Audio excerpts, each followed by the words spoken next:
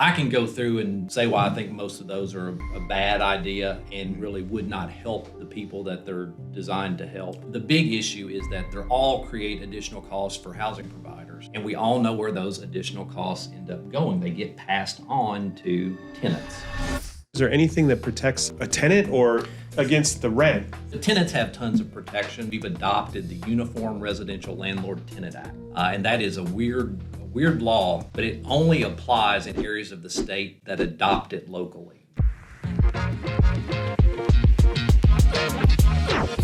Welcome to the Get Above the Line podcast. Today we have Stephen Marshall. He's a member of Jarrell, Marshall, and Schrader. You've been a legal advocate for landlords since 2004. Is this true? You average 3,000 evictions per year? That's actually not true, Bob. That's dated. We filed over 5,100 in 2023. Oh, okay. So no, that's not exactly true. So give me my numbers. That's right. All right. I checked out that website, KentuckyLandlordLaw.com. You've put together quite a bit of information for landlords on that website. You've represented hundreds and advised hundreds of rental owners and managers on issues covering the entire legal process from advertising through eviction, post-tenancy issues, housing discrimination complaints, security deposits, and collection issues. On a personal note, you have a wife and 4 children. And I was checking out your YouTube channel, Stephen Marshall 1974, where you talk about winning the third quarter of life. Winning the third quarter of life. It said that, it started in 2008? Was that when you made a change and got things going? So all old high school stars got to talk about their glory days, right? So I was always an athlete, played lots of sports, and staying in shape had always been pretty easy for me until I looked up at age 34 in 2008 with 2 kids, third getting ready to be born, and I was 5'10", 220 pounds. And on my frame, that's just, I was overweight, and I was out of shape. And I knew that life was not going to slow down. It wasn't going to be easy, but I needed to make a change if I wanted to be able to, when my kids grew a little bit, run, play, wrestle, coach their sports teams, all that stuff. And so I just made the commitment that I'm going to get back in shape. Now, it's always easier to relearn than to learn. So it was a little easier for me. Right. But I lost 40 pounds pretty quickly and then just have kept it off since then through a variety of things. My training evolves every few years. I think I'll probably get bored with one way of doing things and I switch it up just to keep it fresh. But no, I've been able to keep it off through diet and nutrition. And I turned 50 on January 8th. And so... Thank you. And that's where kind of the third quarter of life came in. If you think we're going to live 75 years, you can kind of break that down into quarters. Right. And my old basketball coach used to tell us, like, whoever wins the third quarter typically wins the game. Before we dive back in, don't forget to smash that subscribe button and ring that notification bell so you never miss a beat. Let's get back to the video. And so it is very important for men in their third quarter of life, meaning 30 to 60, but if you want to get tighter, 35 to 55. Those are important years. You are busier than you will ever be with your job and your career. You're busier than you'll ever be with your family, typically. Right. And so if you're not careful, that will overrun you and you will find yourself overweight, out of shape, eating ultra-processed foods all the time and sitting around, and you end up fat, sick, weak, depressed, and anxious. And that is not where you want to be when you turn 60 years old. Right. Because it's going to be really hard then. And you're looking at all types of cardiovascular disease, cancer, diabetes, metabolic disease. You're in big trouble. So if you can win that third quarter, even when life is so busy, you set yourself up to maintain a high quality of life in your later years. I love that a lot, man. Like, because being a sports guy myself, like the third quarter. Yep. Like one of my friends used to always say that too. He would say, momentum can get you through the first half. In the third quarter is when the game is won. The adjustments that are made after halftime is what wins or loses the game. So for you to say that, I absolutely love that analogy there too. The third quarter of life. If you're an athlete, especially in high school, man, your 20s, you can kind of keep it going. You start hitting 30 and beyond that, man, it takes focus and effort and a plan. I wasn't an athlete. I mean, I was, but I rode BMX bikes. I forgot my baseball glove the day of 7th grade baseball tryouts, and I had played baseball since I was a little kid, and the coach said, You didn't bring your glove, you're not on the team. And from that point forward, I didn't play organized sports all through school. Rode bikes, BMX bikes, and we had a pretty tight crew. I mean, we would ride 20 miles in a day, every day. And I stayed in shape then. When I was 26, I put on some weight. And then I've recently been on a journey of, changing some things. I quit smoking. Perfect. I'm physical, but I need to get a routine. Yeah. I'm physical, like in the sense of work, like chopping wood and cutting trees down. You're not sitting around. And I don't sit around. The one thing I don't do is sit around. When you made that shift or that change, I mean, you obviously found the time to do it and you still continue to find the time. How does that affect you, like in business? Do you think that that affects your business? Or here's the way I look at it. Everyone's credibility and likability and respectability is enhanced if they're in good physical shape. I think that's just part of human nature. Right. You can think of it as shallow or not, but when you look at someone and they have taken care of themselves, they just come across to you better. It's just a fact. I agree. And so at the margins, I think it certainly helps in business. Yeah. What do you do? Like, so what, your workout right now, daily basis or? So I do something every day, but Monday, Tuesday, Thursday, Friday, I'm focused on strength training. Wednesday, I've had this habit once a week. I take my hunting backpack and I load it down with weights, 50 to 70 pounds, and I go outside and I walk for 50 minutes. They call that rucking. Yeah, call that rucking that's now, right? They call it rucking. Yeah. That's kind of a weird term, so I didn't want to use it. But since you did, every We Wednesday. said it at the same time, so I don't know. We did. Yeah. So, every Wednesday I do a ruck, and that just kind of combines making your whole body strong, but there's a lot of cardio element to it as well. And plus you're outside, which I think is, so important now because we're always in climate-controlled inside spaces looking at screens. The more time that we're out there in nature, not seeing right angles everywhere, it's good for our brains. So that's the 5 weekdays, and then Saturday and Sunday, I try to do a 1 to 2 hour walk each day, just getting steps in, moving my body, getting my heart pumping, that type of thing. If I miss one of those days, it's not the end of the world, but Monday through Friday is the main part of what I do. It's like very similar on mine. It's Monday, Tuesday, Thursday, Friday. I'm doing strength training. Yeah. Wednesday, Saturday, Sunday is my cardio. Last year I did my first triathlon. It was a push. It was really awesome. No doubt. I did. It was a push, but it was my first triathlon and it was awesome. But one of the things when you say that, Bob, on the days that I do, for any reason, don't work out or get my physical in, I feel it. Yeah. I feel it. Like just the energy that I have. Like I'm a little bit more irritable on those days. Like if I go 2-3 days without working out, when it does happen, I'm like, babe, I just need to go to the gym. It's just like getting that body into motion and having that consistency with yourself. It's like and soon it'll be she's telling you, babe, you need to go to the gym. It's like you got to get out of this house and do something because you're about to drive me crazy. Yeah. So that's right on. It's counterintuitive, really but when we're tired, it's usually because we haven't been moving. And moving gives us the energy that we want. And it doesn't make sense, but it is, like you said, it is 100% true. Yeah, love that. I agree. It's really good. I agree. I got a place at the lake, and that's where I do most of my tree cutting and rock moving. We've been talking. Soon that'll be a change, though. We've been talking every week. Soon that'll be a change. I ask you every week, has it came in yet? Your gym equipment. I ask you every week, has it came in yet? Yeah, so the consistency in it, I'm there almost every weekend, but if I miss a weekend, so it's 2 or 3 days that I'm just going to the point of nearly vomiting. Like that's how hard I go. Yeah. Up and down hills with logs and trees. I'm stronger than I've ever been. I think that what I need in my life is more consistency through the week. Through the week, I'm working, with the family, and I'm not as consistent with the things I do. So that's one of the things.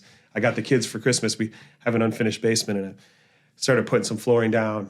Redoing the basement has been put to the side. I'm just going to get some equipment and have a place that people can move and exercise, right? See, Bob, with that too, it's like for me, it's like where I do mine's early morning, 5:30 in the morning is when I get my workout in. And it's for me, it's like that's my time and my release. Yeah, right. Yeah. Like my phone's not ringing, people aren't calling me. I listen to a book most of the time. I'm not listening to music. I listen to a book most of the time. Call it the nerd in me, a book or a podcast. But it's like that's my time to release and just I kind of box myself out away from everything else. Just get away from everything else. And I think the kid thing is like what is most important to me right now. I have 2 stepkids that are 10, and I have a son that's 3.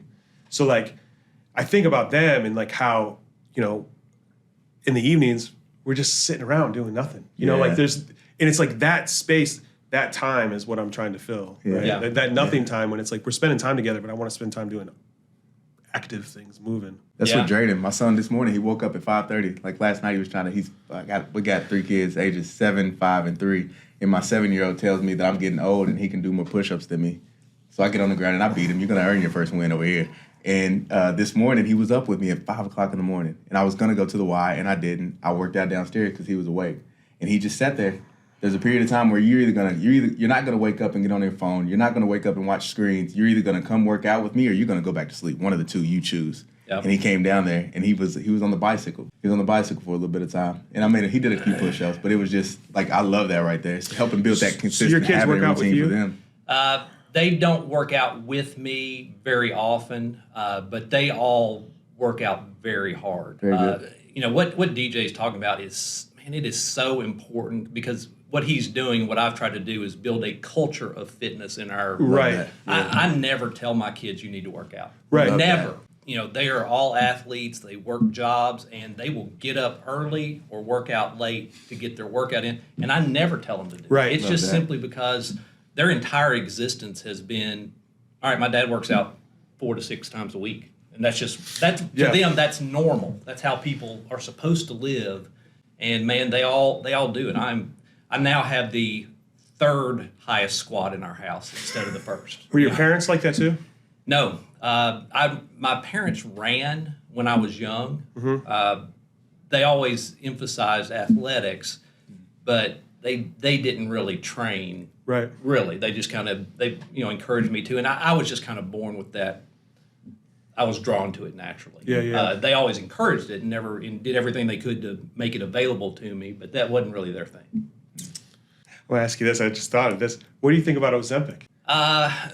So I don't know all the details of it. I hear oh man, it could cause this, it could cause this, it could cause this. Anything like that always just makes me a little nervous because it's so new, and who knows in 10 or 15 years what we're going to see from it. But look, science and medicine and technology, all those things are so amazing, and if they can help people basically undo years of damage and it's safe, I'm for it. Because it puts them back in a place where they can kind of reset and start doing things the right way. If you've got somebody who's 250 pounds overweight, man, there's a lot of movement types of things that it's simply not safe for them to do. Their joints aren't going to hold up under it. And so if there's a way for them to kind of reset quicker, and it's safe to do it, go for it. You take someone like you that's worked hard your whole life at your fitness and your health, and then you look at someone that, gets a couple shots and is able to lose weight. I guess they're not fit though. They're just all it does is gives them a reset. Right. and because from there they have to do something. That's right. If they keep their bad habits, then they're going to end up in the same place. Yeah. That's what you did. You had to make that decision that it was time. You said you had got up to higher than what you wanted to be. You were in the 220. I was 220 at 5'10", and almost wanted to on a lose it. smaller frame, and it's like, man, I was just, I didn't want to be there. So if it helps people reset, that's great. But it's not going to solve their problem for the rest of their life until they make better choices. I saw you posted something about advocates going after the security deposit or there's always something going on. For the last probably 6 months, the big topic has been in Lexington. They're looking to pass an ordinance that would prohibit housing providers from rejecting tenants based on a particular source of income. And really what that means is Section 8 vouchers. Okay, right now and throughout history, the Section 8 voucher program has been voluntary, meaning landlords could choose to participate or choose to decline it. It's kind of been a trend across the country that would no longer be voluntary, that landlords would be required to accept Section 8 vouchers, and that they would make people with Section 8 vouchers a protected class under fair housing law, which means that if you choose not to rent to them, you're committing an act of discrimination. Wow. Now that's a little different because most protected classes are based on innate immutable characteristics, not based on basically income level, and they don't require participation in this government program that has kind of some hoops for landlords to jump through. Right. And so That's been a big fight. An ordinance like that passed in Louisville a few years ago. And theirs has something to do with credit too, right? So I don't think it has to do with credit. Theirs Okay. is a much more involved ordinance that prohibits discrimination based on military status, homelessness status, and a few other Okay. things like that. They kind of put 5 categories together and threw it into this big ordinance that does affect criminal background is probably what you're thinking. Okay. There are a number of criminal activities that you're allowed to basically do a background check on, and the rest you cannot. And it's a very long and confusing ordinance that has been a bit of a mess on that regard. Right. But the one in Lexington is just about source of income. And honestly, the city council looks prepared to pass it.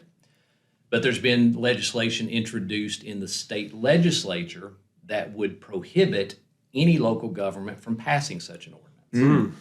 And that seems to perhaps have stopped Lexington's ordinance or proposed ordinance in its tracks. But Okay. we'll see how the Urban County Council chooses to move forward on it. Question. That's been the big overriding topic for the last few months. I heard that they tightened up the guidelines a little bit. Is there any kind of like the Section 8 tenant has to also take care of the property? Because at one point in time they would run it down completely. Now they have a little bit tighter of a guideline on what they have. So how they have to maintain they've it. always Is that had true? to sign a lease that requires them to pay on time and to be a good tenant, not tear up the property, not disturb neighbors, whatever.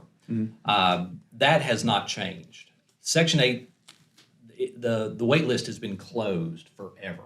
It opened up earlier in 2023 for like a week, I want to say, and then it filled up again and closed again. So they've got a pretty long wait list for sure. But I don't think the guidelines have really changed any. And that's kind of been one of the housing providers' big beefs is that if we're forced to accept lower income tenants and they tear up the property, we really don't have any recourse. We can't go after them, for damaging the property. And so that's kind of been a gripe about the program. And then the inspection portion of that has been part of that, right? That's been the controversial part. And really that's the part that alarmed me the most when I heard about this ordinance was because for years I've heard horror stories of, all right, I'm fine to take Section 8, but that means that my unit has to be inspected and approved before I can sign someone to a lease and they start paying rent. There's not enough inspectors and they fail people over trivial things, and sometimes they fail people the second time over things that were not mentioned the first time. Those are the horror stories I heard. Yeah. If you ask the folks that run the program, they say, no, that never happens. It's the best Yeah. program you've ever encountered. The truth is probably somewhere in the middle. Right. But that was the alarming part, that if you have to take Section 8, your units end up sitting empty for a prolonged period of time waiting for the inspection process to get completed. And I met with the Dave Savigny. He's the council member who's proposed the Section 8 ordinance, and basically asked him to put a carve out in the ordinance that would allow a landlord who had a Section 8 applicant to pivot away from them to a non-Section 8 applicant if they came up and it was before the inspection process had been completed. That way, Right, that's fair. Yeah, that way there's no units sitting empty longer than they would otherwise. Right. So Right. yeah, we'll see if that gets considered and where that goes. So there must be groups that are advocating for the tenants, but like with the deposits, with this Section 8 thing, is that the same group? I think it is the same group. It's not necessarily quite so monolithic that we can say it's one group, but there are, I guess, there's a coalition of different groups that sometimes they identify themselves as KY tenants. They've got Facebook pages and things like that. But it's a broader group than that. And yes, they've been pushing for what they call the Tenants' Bill of Rights. It's a fairly broad platform asking for a lot of things, one of which was source of income discrimination to be passed, asking for tenants to have attorneys in eviction court, asking for tenants to have to have places on city government boards and agencies, asking for a mediation process to be installed at eviction court that would allow landlords and tenants to discuss their problem instead of moving to eviction, things like that. I can go through and say why I think most of those are a bad idea and really would not help the people that they're designed to help. Right. But the big issue is that they all create additional costs for housing providers. And we all know where those additional costs end up going. They get passed on to tenants. I was talking to a lady the other day, and she was advising her son not to buy a house right now because of the interest rates. Yeah. I'm like, hold on a second. You realize you put them into a rental. I mean, the rent can go up. I mean, at least you have control over it not going up. I mean, right. You must have a 3% interest rate. She said, yeah. I said, well, good for you, but let's talk about your son and his future. Right. Right. So is there anything that protects a tenant or against the rent? Certain places have that, huh? Some places have rent control. Now, Kentucky has a state law that prohibits cities from passing rent control ordinances. So unless something happens to the state law or unless our legislature passes rent control, that's not going to happen in Kentucky. But yeah, that happens other places. But tenants have tons of protections. There's an article I wrote on my blog about how Lexington really already has a tenant bill of rights. We've adopted the Uniform Residential Landlord-Tenant Act. And that is a weird law because it's passed by the legislature, but it only applies in areas of the state that adopt it locally. So in Lexington, it's been adopted. Louisville, it's been adopted. The city of Georgetown has adopted it. Scott County outside of Georgetown has not. And then there's 16 other areas throughout the state that have adopted it. And it provides a number of protections to tenants, and Lexington has that. So for those reasons, I kind of think tenants already are very well protected here in Lexington. We've sold a couple properties where I didn't feel like the tenants were protected. I mean, some of these guys, I don't know how they make it through life.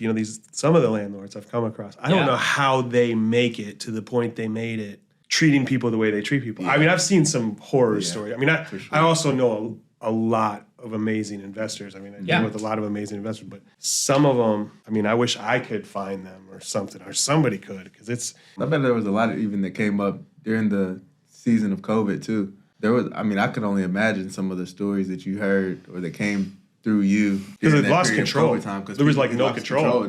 Landlords lost control at that point in time, where landlords couldn't really do anything. The tenants had all control at that point in time. So I can only imagine some of the stories that you heard or some of the things that crossed your desk at that point. Yes, landlords and housing providers are like any other business in that they draw all types of people.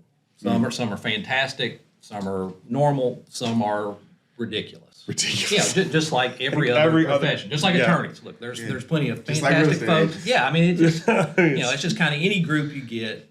Some of them are going to be just poor people. Yes. And landlords are no different in that regard. But yeah, during COVID, man, the law was changing by the minute as to what landlords could do and couldn't do. They were getting it from Congress, they were getting it from the state legislature, they were getting it from the governor, and they were getting it from the Kentucky Supreme Court. Right. And so that's why I was doing a podcast basically every day just on, all right, here's what happened today. Yes, you were. And judges are emailing me and saying, all right, I know things have changed. What's changed? Because they couldn't keep up with it. Right. And most of it was very detrimental to being a landlord. Right. They had eviction moratoriums for basically a year and a half where you could not evict anyone. They had periods where you couldn't charge or collect certain amounts. It was very difficult to be a landlord during that time. The bright side of it was that fantastic group of people that constitute landlords that I talked about, they really shone because they were doing fantastic things for their tenants, working with tenants. And so, always during a crisis, some people take advantage and see it as an opportunity, and man, they shine like stars. And some people did, and others didn't. But it was, to your point, a very difficult time for landlords. We really got to see something. I mean, we'll talk about this when we're older.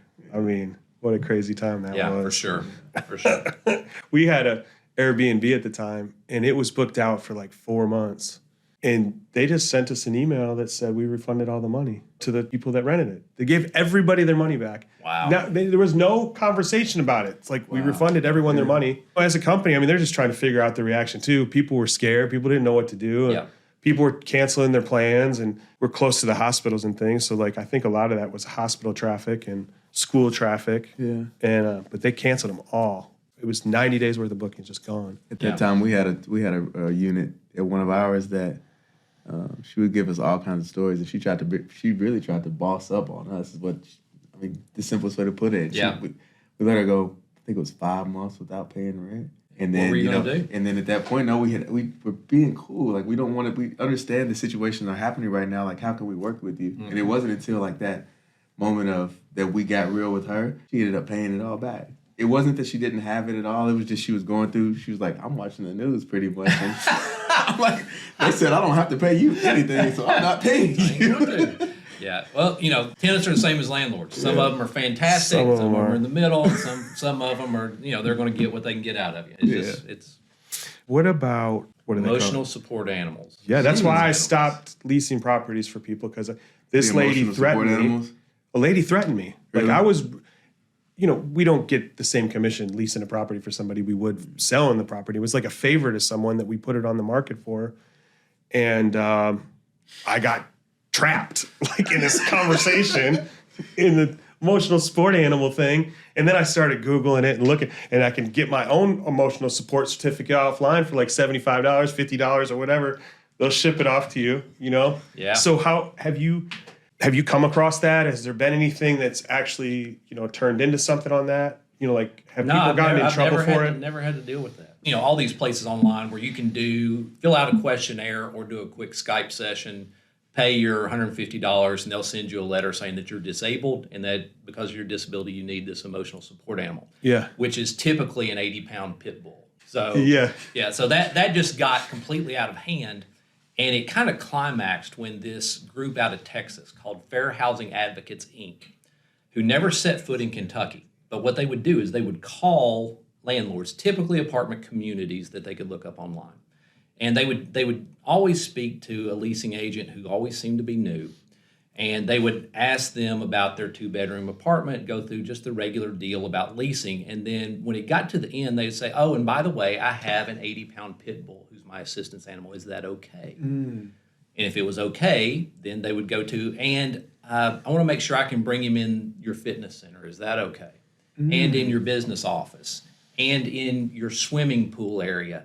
And can he get in the pool? And they would basically just keep going until they got a wrong answer and say, oh, okay, thank you. And they would file a housing discrimination complaint with the Lexington Human Rights Commission.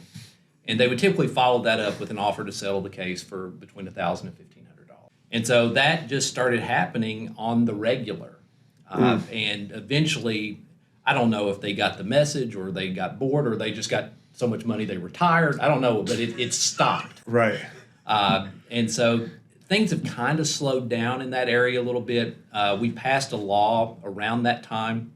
It's KRS 383.085 that makes it a criminal offense to basically misrepresent to the landlord or to a physician or a healthcare professional in an attempt to get an assistance animal. It's kind of what you were saying about how easy it is for someone to get their assistance animal certificate. Is that what you said? No, that's what he was talking about too. Yeah, they have. That's the rule against. That's the thing to block it now. There's It's like websites everywhere. Like Yeah. wow. Yeah, so that got completely out of hand. It's kind of the pendulum has swung back a little bit, but it's still a huge issue because if you can, I'm from a town of 3,800 people, and if I would have asked my local doctor to write a letter saying I needed anything in the world, he would have done it. Right. And if you get a healthcare professional that's going to do that and they're going to stand behind it, Right. there's not a ton that housing providers can do unless you can find something about that animal that makes it an undue financial burden, like your insurance is going to get canceled, something like that. If it's got a history of biting people and so it's Right. going to create a direct threat to health and safety of others, or if it's just simply so big or so unusual that it's likely to cause physical damage to the property, then you can deny it on one of those bases. But man, otherwise, if the healthcare professional steps up and backs up the claim, hard to deny. I got nervous. That Yeah. lady started pulling that stuff out, and I started digging, and I was like, oh, man. Yeah, and the thing is, you can't charge any fees up front Right. for those animals. And so even at places that are pet-friendly, people are doing it so they get out of paying pet fees and deposits and things like that. Got Wow. it. Well, That's a big deal. I guess with the short-term rentals, you don't have to honor that, though. Because we were able to. Well, typically Airbnb they have their own policy. Yeah, on we were that. able to not, because one of our places that we Airbnb, we got stopped allowing pets. It's right. We have two places right next door to each other down at the lake, and I mean, I hear this dog at 12 o'clock at night, and they've got it like trapped on the deck, chained up. And I mean, 12 o'clock at night, I've been asleep for like 3 hours. Yeah. You know what I mean? Like, and I hear this dog screeching in the middle of the night. Sent them a message. Is that what in the is going on? You know, like I'm done with my 5 stars. I don't need my 5 stars anymore. Like I'm at the point that it doesn't matter. Yeah. Well, the next day they locked it up in the bathroom. And the reason why I know is because if you go inside the bathroom, the whole inside of the door is scratched up. Yeah. So Caught up. that was the last dog in our place. But but yeah, the emotional support thing is out of control. Give us one question too. One question. All right, we painted a little bit of anybody that's wanting to be an investor out there that isn't already might have a little bit of a nervous feeling in their stomach right now. We're pointing out a lot of the things that aren't beneficial. Like, what's something good that you have seen on the? I don't know the best way to ask a question here. Give me something, Bob. Give me some help here. The question is, like, what advice would you have for someone There you go. that just bought a rental property, was getting ready to buy a rental property? Somebody Like, that's what thinking would be about getting into investing in real estate. They've got an opportunity to buy a their property. first one, or they're about to buy their first one. Like, What's what the next piece of step? advice would you give them, or what's the next step that you would give them? Well, so the first thing I always tell people is your biggest landmine that you're likely to trip up on and cost yourself big time is some type of fair housing violation, some type of housing discrimination case. And the reason for that is that you can commit an act of housing discrimination with the best of intentions. There's I have to bring this up before I forget. If you go on to Bluegrass Realtors and you type in, because fair housing, family friendly, right? That's a violation, right? Yeah, familial status is a protected class, families Right. with children. But you could pick just about every single one and put it into the description search, and there's hundreds of. I mean, I shouldn't be saying that out loud on the thing, but there is hundreds of violations. Yeah. Right? That really was a shocker to me. But here's all these licensed professionals. Who have no bad intentions by it at all. If they're doing it, Have so no bad intentions. Here, so that fair housing, I can see where that's a problem. Yeah. Yeah, I can see where that's probably the first. Yeah, because you can commit a violation with good intentions. Right. You know, even the folks that, man, they're just trying to look out for somebody, and boom, they've discriminated against somebody. I think you'd like this house because it's on a corner and it's got a large lot, as opposed to this house over here that I've got for you. You may be steering them, is the phrase, because they're a family with children. Yeah. And that's an act of discrimination. And so educating yourself on fair housing law is one of the things that any new investor needs to do. Now, you need to get good application, good tenant selection policy, and good lease documents, 100%. But educate yourself on fair housing law, because that's where really you can good. commit an act that will cost you a lot of money. Because that's not one that people are thinking much about. No, they're really not. I mean, they're Educating yourself on thinking, fair housing. everybody knows this about fair housing. If I treat everyone the same, I'll be okay. Well, that's simply not true. There are times when the law requires you to treat certain people differently. And so if you're not educated on that stuff, man, you can step in it in a hurry. Short walk to downtown. That's a violation, right? Short walk to violation? I mean, Or those types of short walk? advertising things. Right, the advertising. Those types of things can be fair housing violations. Short walk to downtown, probably not by itself. But yeah, your advertising. The advertising is like a piece where, I mean, I just know that there's people must not get in trouble for it a lot because there's so many violations out there. If you're thinking about it, if you're thinking about fair housing and you're on that path, Quiet you can community. spot. What's that mean? It means there's no kids. Right. And that can be discriminatory against families with children. Yeah. So those types of things, you have to be careful and educate yourself on, for sure. Yeah. But DJ, you were talking about earlier, I see landlords that have had the same tenants and units for 20 years, 25 years, 30 years. They've got a fantastic relationship. The tenant has been no problem, paid on time, taking care of their property. And when it's time for both sides to move on, it's just been a great relationship. And so there are plenty of success stories. Yeah. People don't call their attorney and say, hey, listen to this great success story I have. Yeah. People call me and tell me, hey, I've got this problem, help me put out this fire. But there are plenty of success stories, and that's why it is a competitive industry. People want to get into it because there's money to be made, and the lifestyle that it can bring, the freedom and flexibility, and then the relationships you make, it's a fantastic industry. So you see that as a problem. People get in trouble for fair housing, so it's the tenant that reports somebody? Yeah, So they're aware of what a discrimination, what could be considered discrimination, and then they're reporting this. So in Lexington, or in the state of Kentucky, we have the Kentucky Fair Housing Council. Okay. It's headquartered in Lexington, and they are advocates for people who believe they've been discriminated against in housing. Okay, so tenants can go to them, get counseling, and find out if their rights have been potentially violated. Okay. If so, they file a complaint with the Lexington Fayette Human Rights Commission. They investigate complaints of discrimination. They'll interview the tenant. They'll send the landlord a written packet, basically, of the allegations against them, give them a chance to respond. And then they kind of go through the process of hearing both sides, seeing if they can get it worked out. And then ultimately, if they can't get it worked out, they make a determination as to whether there is reasonable cause to believe the landlord discriminated against the tenant. If there is cause to believe that, then the Human Rights Commission has an attorney on retainer that will file a lawsuit against the landlord. So, And that's where you come in. well, hopefully I come in. And make it so that the attorney Hopefully I doesn't- come in before it all that, starts. yeah. But at the very minimum, I need to be in once that complaint gets filed with the Human Rights Commission to help prepare the response and guide the landlord through the investigation process. So when that lawsuit happens, what's the repercussions, or what's the worst thing that could happen to someone for violating fair housing? They can get a judgment against them for any damages incurred by the tenant, including humiliation, emotional damages, things like that. Wow. There's a civil penalty of $25,000 for the first offense. There can be punitive damages if what the landlord did was just especially obnoxious or egregious.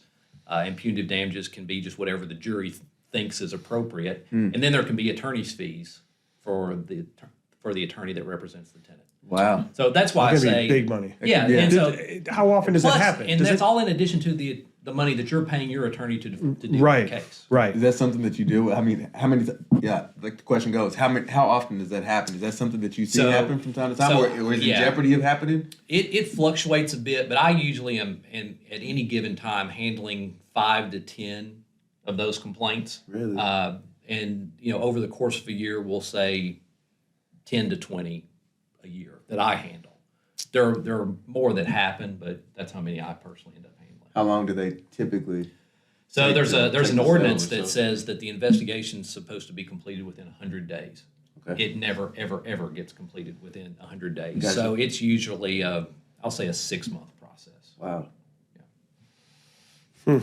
Tenant have to continue to, if in a situation like that, is the tenant obligated to continue to pay their rent? Or? They are, but typically the tenant is already out of the property when this happens. It's Gotcha. usually either on the front end. Or they and- never got into it. That's right. It's from a tenant whose application was denied. I've been dealing with one of those this week, and they believe that they were denied for a discriminatory reason. Gotcha. Or it's on the back end after they're already out. They believe they were treated in a discriminatory manner while they were living there. Okay. So it does happen sometimes while they're still there. If so, they do have to continue to pay their rent But typically it's before before or after. typically. Yeah. So then what? So you said something about the lease, right? Was that the next thing? So the first thing was fair housing. The second thing was lease. The second thing is what I'll call your legal documents. Yep. Everybody knows they need an application, and everybody knows they need a lease.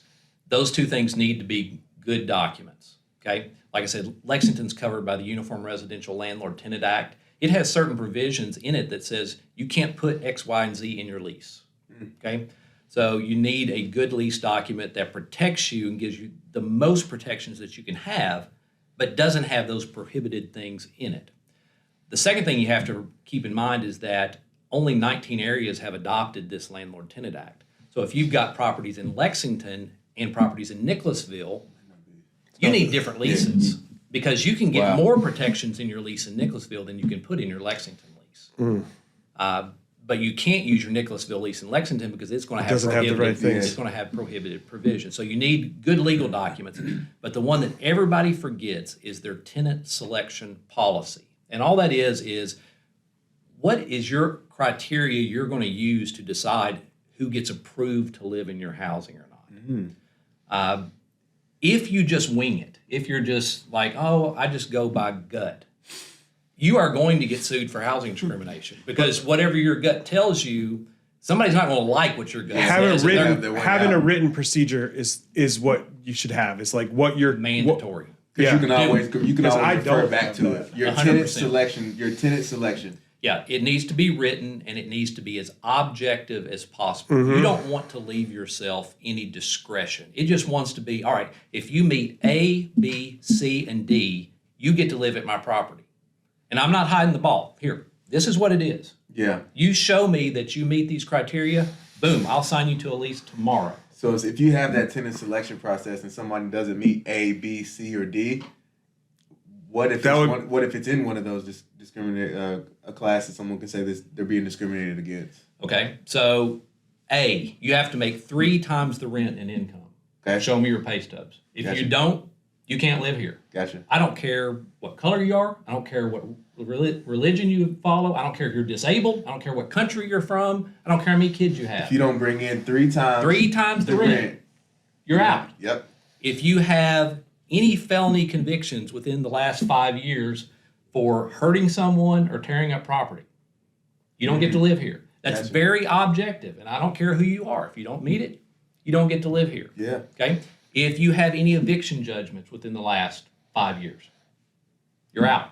Okay? So those types of things, those are objective. You don't have any discretion, and it doesn't discriminate against any particular class. It's just that's good. It's just here it is. And you attach that to your application so everybody knows up front, this is what my criteria are. Yeah. Okay?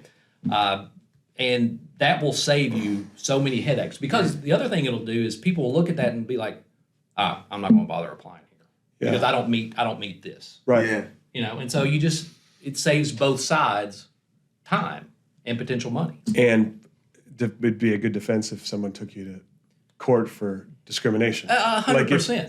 100%. Here's my procedure. You didn't meet number 1, number 2, or number 3. Yeah. So the biggest mistake I see people making is they make it too subjective. So they'll say, must have satisfactory rental history.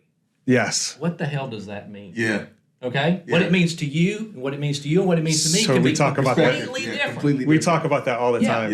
Yep. Like statements like that or questions like that. Yeah. So make it clear and objective. Not satisfactory rental history, okay, means no evictions within the last X number of years. Yeah, Right. Make that's it really good. make it something that's measurable Yes. and objective. That's really good. That's real good. Because we do talk about that all of the time. It's like somebody says they want a big backyard. Well, What's a big backyard to you? what's a big backyard? Yeah. I mean, it could be a half acre. Absolutely. Or it could be 20 acres.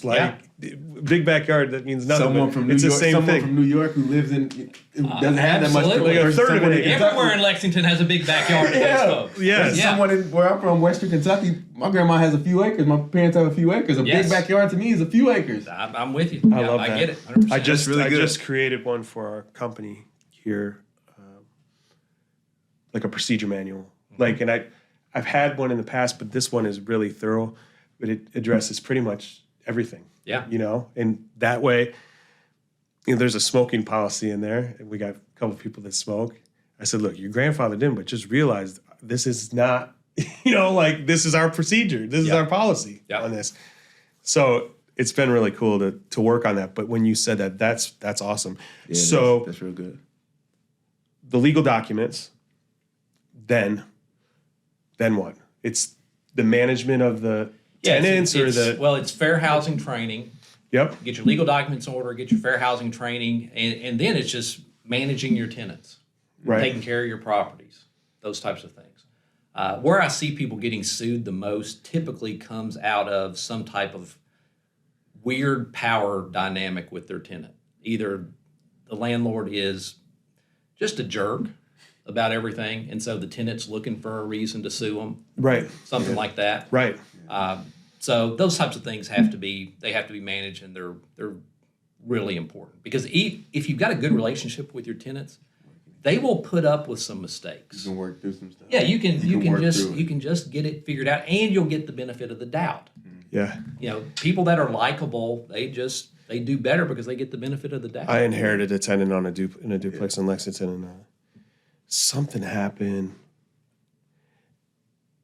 Maybe they raised the rent. I had a property manager at the time. Maybe they raised the rent, and like week later, code violation. You know, they called code enforcement, and they came out. I mean, it was like, but that's exactly what you're talking about. I mean, there's some of that goes into that. You know, the condition and how you treat people. Yes. And how that ends up coming out on the other side. So you're treating people right.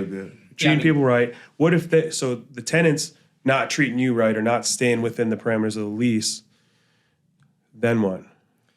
Well, I mentioned that Landlord-Tenant Act. It prescribes the landlord's rights and remedies, and so there are notices that you're required to give to the tenant. That's some of the rights that they have. But you give the proper notice that tells the tenant exactly what they've done wrong. Tells them that they have this number of days to fix it or else they have to move out. And so what that does for the tenant, it lets them know, hey, I've got to make some changes here or else I have to leave. What it does for the landlord is it gets the clock ticking on that tenancy. Right. And if things don't get fixed within the legal time frame, which for non-payment of rent under the Landlord-Tenant Act is 7 days, for lease violations it's 14 days. If it doesn't get fixed within that time frame, then the landlord's eligible to file a forcible detainer complaint and eviction with the local district court. Yeah. So I came across another article on your website, and it was talking, and I think it was an older article. It was talking about how many evictions get filed. The reason why I know is because Eli's name was on there. Yeah. It was Mashney Harp. The year that you had done it, it was like how many that they had filed. And I think Eli's like, well, that's not me. That's just Danny's property management. I said, okay, Eli, whatever, man. But it had how many get filed, and then it had how many people actually got evicted. There was a chart on there. Yeah. And it was a pretty small percentage of that actual first filing, right? So that's what you're talking about is you file and you give them notice that this needs to be fixed. Yeah. But it seems like it was like maybe a third. Does that sound right? Yeah. About a third of them actually get evicted there, from the point that they get. Yeah, probably less. That's really? That come to realistic, like we got to be realistic here moment. Yeah, so we always have to be careful with our terms. And so that process you're talking about, at any point through that process, some people may call that an eviction. Okay? Are you being evicted when you get that first notice from your landlord? No. Right. But I don't care, but you just have to be very clear with your terms. Right. And so that's why this big report came out that talked about how many evictions there were in Fayette County. Gotcha. And when you got down to it, they were using the word eviction in the broadest possible term to mean people that got these notices. Even if you got a notice, it was considered an eviction. That's right. And most of those people, they got their notice, they paid the rent, nothing happened to them. Yeah. Right. Some of those folks didn't pay. They got a forcible detainer complaint filed against them. Okay, that's an eviction complaint. And a lot of them paid before the court date. The case got dismissed. It's over. Okay, some people didn't pay then. They went to court, and the judge issued a judgment of eviction against them, requiring them to vacate within 7 days. Many of them, within that 7-day period, got it worked out with their landlord and paid the money and ended up staying. Gotcha. And then that remainder, whether it's a third or a quarter, whatever it was, they ended up getting put out. Yeah. Okay? I don't know at what point, other than at the very end, it's fair to say they were evicted. Yeah. But not all of them were. They're going from out. that first notice, calling that the eviction. But to me, the way you describe it, it sounds like that system works. If getting from that notice to the amount that actually got put out, I didn't know that until I read that. I skimmed it. I just skimmed the article. But now when you explain it, I mean, it makes a lot of sense. It works for both sides too, because the tenant has their time to come up with it and to pay and cover what they said that they would cover. And then for the landlord, if that tenant decides to pay, hey, great, you got it worked out. And if they don't, then the next step has to be taken. Yeah. So it's mutually beneficial for both sides. There are so many people I've evicted month after month after month after month. There was a guy I evicted for 18 straight months. He never left the property. He always paid and got to stay. Wow. But if you look on his, in the court records, he's got 18 evictions against him. Okay, and there's a number of those folks. And so the eviction process is always just a collection tool. Yeah. Few landlords want to get rid of their tenants. Right. If they do, it's because they're a problem otherwise. Okay, they're causing disturbances, or they've got some criminal activity going on, or they've moved other people in, something. Typically, the reason somebody files an eviction is to leverage the tenant to pay the daggone rent. That's their goal. I just can't see people getting behind on their rent and then catching it up. You know what I mean? Like the people that I've come across in my life, but I guess the thing you secure first is where you live. But it's like at the point that you get behind, you got all this other stuff stacking up, but it's amazing that all that works out and people end up. Yeah, they do. I mean, we're at the time of year right now, so everybody's thing right now is, all right, I'm going to get my tax return. If you can just stay with me for a little bit, I'll get a tax return. That'll pay me up through whatever. And so those are the negotiations that are going on With the landlords right now. Yeah. Man, there's so much really good stuff. good. There's a lot of, man, I learned a lot today. I know, and I love that we started out the conversation talking about just that whole life value add piece right there. Talking about the family, talking about the fitness, how important that is to just everything that you do. 100%. Yeah, I think this is that's all really good, cool. man. I appreciate your time. And I mean, we could go on for hours because this is something that I'm totally interested in. For sure. I haven't had many problems with tenants. I haven't had any problems with tenants. The only time you have. I have. No, I haven't even told you about. I haven't told you about all the ones up there in Danville. Yeah. I haven't told you about all of those. Yeah, No. I can imagine. But I've been pretty lucky with that. But I always think about my lease. I don't know where I got my lease. It's like second or third generation. Somebody gave it to me. Yep. And I just recycled it. But I should definitely look at that. I saw you had some packages on your website. Yeah, I get asked to review a lease every week. Yeah. And for a while I would do it, and it would take me 3, 4, 5 hours to do it, to mark it up, say this is what you need to change, this is what you need to add, blah blah blah, and then I would change it for them. I just figured out, look, I can create a lease, And then, right. and it saves them money, saves me time, Yeah. and I know it's going to work for them. Yeah. So I just created this packet, and I'll still review people's leases and make suggestions if they want, but otherwise I've just got a packet that I'm like, here, look at this, see if you want it. May save us both a lot. There's a big takeaway for anyone that's interested in getting into owning some property and being a landlord, or somebody who already is a landlord and their lease might not be all the way secure. Like, you just dropped the nugget right there Yes, for them. 100%. And that the thing you got to keep in mind is what I mentioned earlier, is that if you own properties in multiple areas, you may need different leases. What about really good. what about the protection for the landlord as far as how they hold the property? Do you advise on that, or in their name, or in an LLC, or in a what's the? So if you have employees, meaning that you're not self-managing, I think it's wisest to put it in an LLC because that will give you some personal protection if one of your employees or your property manager or someone commits one of these fair housing violations, whatever, or if there's a personal injury on the property, something like that, it'll give you some protection. If you're self-managing, that's less of an issue because you can still be held personally liable for any individual act that you take. Yeah, if you're hiring a property management company, or you've got employees who are doing a lot of the management work, put it in an LLC to protect yourself personally. Is there insurance that covers that fair housing thing, or that could break somebody? Yeah, you can get liability insurance. The for liability sure. insurance would cover something like that. Yeah, Fair housing. yeah, for sure. It's real good. Thank you for your time. Hey man, Thank you for the this is fun. conversation. I would have paid y'all to come here. Yeah. Well, you come back.